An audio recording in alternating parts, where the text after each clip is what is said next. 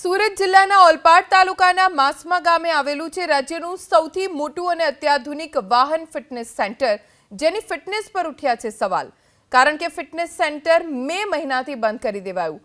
15 કરોડના ખર્ચે 7 વર્ષ પહેલા બનાવાયેલું વાહન ફિટનેસ સેન્ટર જૂની પદ્ધતિ પ્રમાણે બનાવાયું અને હાલમાં આરટીઓની તમામ સિસ્ટમ પ્રમાણે અપડેટ ન થતા બંધ કરી દેવાયું, જેના કારણે માંગરોળ, ઓલપાડ અને માંડવી તાલુકાના ટ્રાન્સપોર્ટર્સને કામરેજના ઉંભેળ ગામે આવેલા ફિટનેસ સેન્ટર પર જવું પડે છે અને ખર્ચ વધી રહ્યો છે।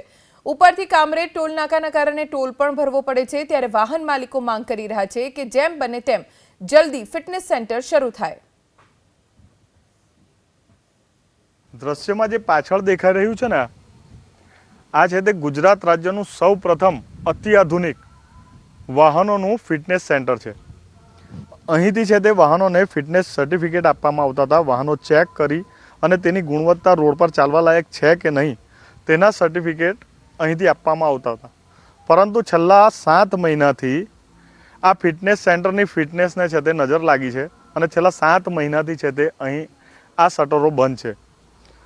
જે રીતે અધિકારી સાથે વાત થઈ છે કે 2017ની સિસ્ટમ પ્રમાણે આ ફિટનેસ સેન્ટર ઊભું કરવામાં આવ્યું હતું અને હાલ છે તે તમામ પ્રક્રિયા ઓનલાઈન થઈ ગઈ છે અને જેના કારણે અહીંનું જે આ ફિટનેસ સેન્ટર છે તેને અપડેટ કરવાનું બાકી છે અને જેને લઈને ગત મે મહિનાની 28 તારીખથી આ ફિટનેસ સેન્ટર છે તે બંધ થઈ ચૂક્યું છે।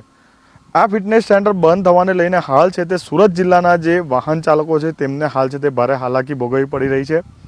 જે ખાનગી ફિટનેસ સેન્ટર છે કડોદરા નજીક આવેલા ઉંભેળ ગામે ત્યાં જવું પડે છે અથવા તો સુરત શહેરની અંદર જવું પડે છે અને જેને લઈને વાહન ચાલકોની શક્તિનો વ્યય થાય છે, સંપત્તિનો વ્યય થાય છે। ટોલ છે તે વાહન ચાલકોએ ભરવો પડે છે અને લાઈનો એટલી બધી લાંબી લાગે છે કે 2-3 દિવસે પણ ફિટનેસ સર્ટિફિકેટ નથી આવતું અને જેને લઈને વાહન ચાલકો ભારે હેરાન થઈ રહ્યા છે। ખાસ કરીને આ ફિટનેસ સેન્ટર 2017માં 16 કરોડ રૂપિયાના ખર્ચે છે તે તૈયાર કરવામાં આવ્યું હતું અને તત્કાલીન વાહન વ્યવહાર મંત્રી જે હતા તેમના દ્વારા આનું લોકાર્પણ કરવામાં આવ્યું હતું। વાહન ચાલકોની માંગ છે કે આ ફિટનેસ સેન્ટરને જેમ બને તેમ ફરીથી જલ્દી શરૂ કરવામાં આવે। ઇન્દ્રમલ શાહ, એબીપી અસ્મિતા, સુરત। ઉંભેળ પાસે આવેલું એક પ્રાઇવેટ ફિટનેસ સેન્ટરમાં જવું પડે છે અને એના માટે ખર્ચ પણ અમને વધારે લાગે છે, ટોલ નાકું લાગે છે અને ત્યાં માત્ર 1 કે 2 ફિટનેસ સેન્ટર હોવાથી વાહનોની ઘણી લાઈનો લાગે છે અને કદાચ તો 1ના 2 દિવસે નીકળી જાય છે પાર્સિંગ કરાવતા। તો એના માટે જેટલું બને એટલું માસમાવાળું ફિટનેસ સેન્ટર જલ્દી ચાલુ થાય એવી અમારી માગણી છે। માંગ એવી છે કે આની જગ્યાએ કોઈ બીજી જગ્યાએ કે ગમે તે કે જેમ બને તેમ જલ્દી આનું કંઈક નિરાકરણ આવે એવી અમે આશા રાખીએ છીએ, તેનાથી આ ટ્રકવાળા હેરાન નહીં થાય।